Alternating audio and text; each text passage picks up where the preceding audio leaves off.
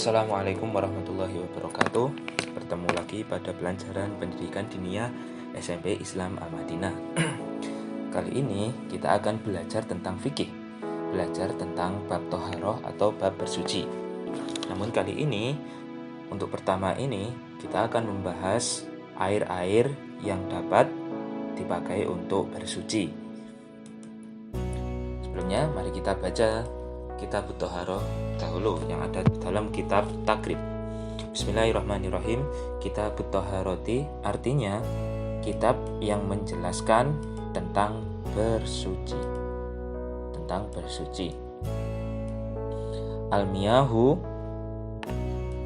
allati yajuzu at-tathiru biha sab'u miyahin.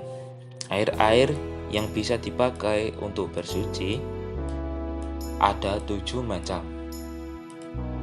Yang pertama, ma'us sama'i, yaitu air hujan. Yang kedua, ma'ul bahri, air laut. Yang ketiga, wa ma'un nahri, air sungai. Yang keempat, wa ma'ul bi'ri, air sumur. Yang kelima, wa ma'ul aini, air sumber. 6, wa ma'us salji, air salju atau air es. Yang ketujuh, wa ma'ul bardi, dan air embun. Semua air-air ini bisa dipakai untuk bersuci. Bersuci maksudnya dia bisa dipakai untuk berwudu, dia bisa dipakai untuk menghilangkan najis. Seperti itu. Berikut adalah arti dari fasal yang telah kita baca barusan, yaitu air-air yang bisa dipakai untuk bersuci. Air hujan, air laut, air sungai, air sumur, air sumber, air salju, dan air embun. Air sumber, air yang biasanya di mata air seperti di atas gunung. Kalau air salju atau air es ada di kutub. Kalau air embun ada di pagi hari biasanya. Sekarang kita membahas hukum-hukum air. Hukum-hukum air ada 3. Yang pertama, air yang suci dan dapat menyucikan.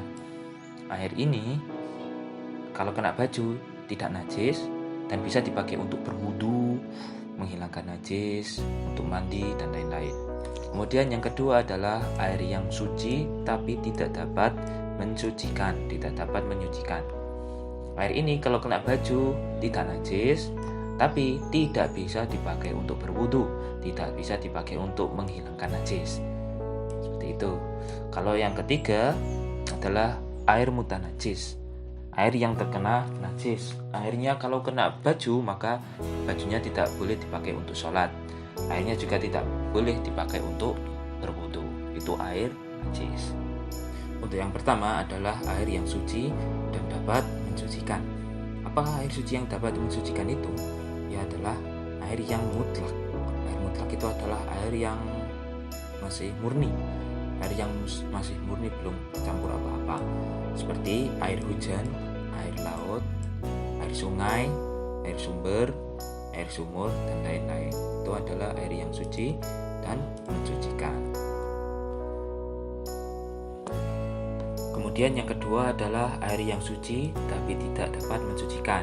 Airnya kena baju, bajunya boleh dipakai untuk sholat, tapi airnya tidak bisa dipakai untuk menghilangkan najis, tidak bisa dipakai untuk wudu. Air apakah itu? Yaitu yang pertama, air sedikit yang mustakmal. Air mustakmal adalah air yang telah dipakai untuk bersuci, seperti air bekas wudu, air tetesannya wudu, air bekas mandi, air yang telah dipakai untuk mandi. Air-air itu adalah mustakmal, dipakai untuk. Berarti hati-hati kalau berwudu. Jangan sampai wudunya memakai air yang mustakmal.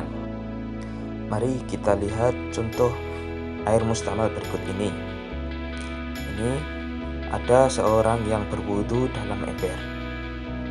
Dia wudu langsung memakai air yang di ember itu. Air bekasnya masuk kembali ke dalam ember.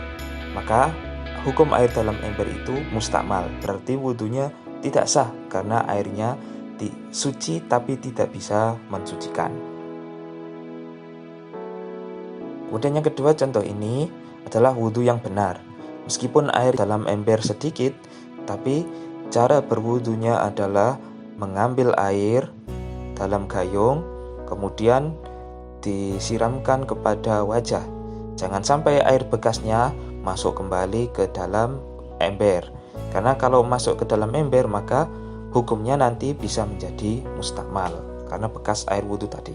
Yang kedua yaitu air yang sifat-sifatnya berubah, yaitu air yang tercampur dengan benda suci lain.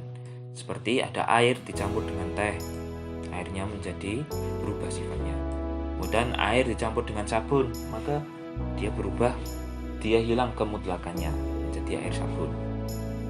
Kemudian yang ketiga yaitu air yang berasal dari tumbuhan, seperti air kelapa, air sari mawar, air sari tebu, itu tidak bisa dipakai untuk bersuci. Airnya suci tapi tidak bisa mensucikan, tidak bisa dipakai wudhu, tidak bisa dipakai untuk menghilangkan najis dan lain-lain.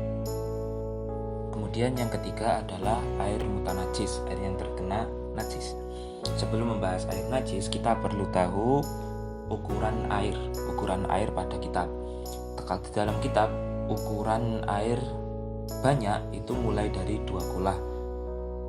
Mulai dari 2 kolah itu seukuran dengan ukuran bak mandi yang panjangnya 60 cm, tingginya 60 cm, dan lebarnya 60 cm. 60 kali 60 kali 60 itu air 2 kolah. Berarti kalau membuat bak air, jangan ngepres seperti ini, jangan ngepres 60 kali 60. Karena jika airnya berkurang sedikit, maka airnya sudah tidak mencapai 2 kolah lagi. Airnya kalau bisa lebih dari 60, dan 60. Itu biar airnya menjadi banyak. Lanjut, kemudian air najis, air mutanajis adalah air sedikit yang tercampur dengan benda najis. Air yang kurang dari 2 kolah yang tercampur najis. Najis bisa berupa kotoran, air kencing, darah, nanah, atau yang lain, meskipun sifat-sifatnya tidak berubah. Jadi misalnya ada air di dalam ember. Air di dalam ember ini tercampur kotoran cicak atau kotoran tikus. Air ini adalah air yang sedikit, ukurannya tidak mencapai 2 kolah, tidak mencapai 60 kali 60 kali 60 jika dibentuk dalam volume bangun.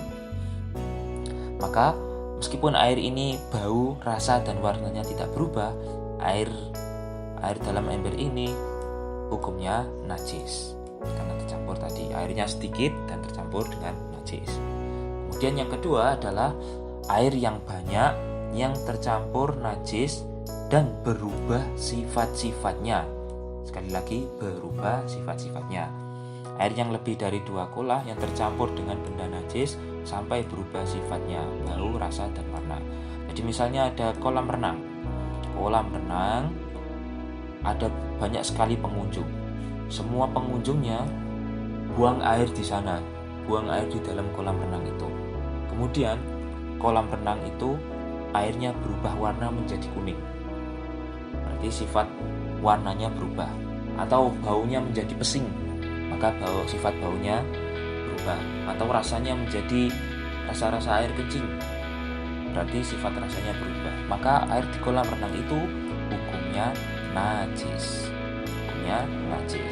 Beda lagi kalau misalnya air dalam kolam itu meskipun dikencingi tapi airnya tetap mutlak, maka airnya tidak najis karena masih mutlak, masih banyak. Demikian yang bisa saya sampaikan. Akhir kalam, wassalamualaikum warahmatullahi wabarakatuh.